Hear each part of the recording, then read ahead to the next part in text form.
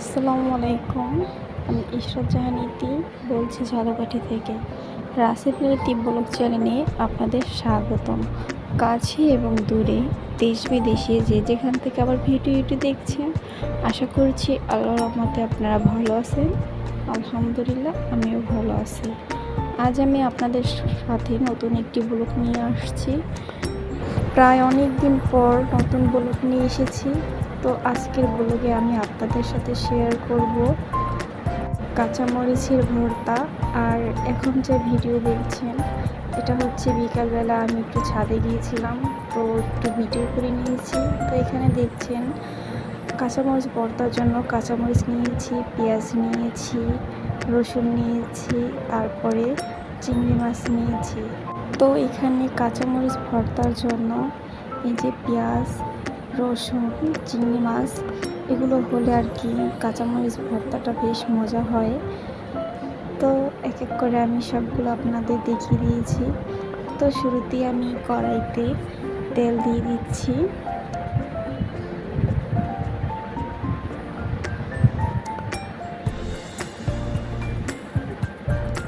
তেলটা গরম হয়ে আসলে তো এখানে আমি দেব রসুন, চিংড়ি মাছ, তারপরে কাঁচামরিচ, এই তো সব দিয়ে দিয়েছি। তো এখানে আমি রসুন, চিংড়ি মাছ, কাঁচামরিচটা তো লাগবেই, তো কাঁচামরিচ দিয়ে দিয়েছি। তো ঢাকনা দিয়ে ঢেকে রেখেছি।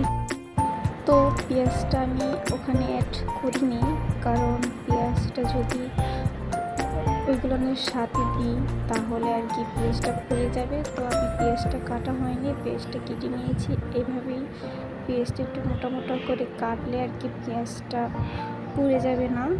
তো এই যে দেখুন কাঁচামরিচ, রসুন, আদা সেদ্ধ হয়ে গিয়েছে। তো এখন আমি পেঁয়াজটা দিয়ে দিয়েছি। তো এই এখন পেঁয়াজটা হালকা একটু নেড়ে তারপরে আর কি ঢাকনা দিয়ে দিয়েছি। এই তো আবার ঢাকনা উঠিয়ে দেখলাম আর কি কতটুকু সেদ্ধ হয়েছে। তো এখানে আমি একটু লবণ অ্যাড করে দিয়েছি।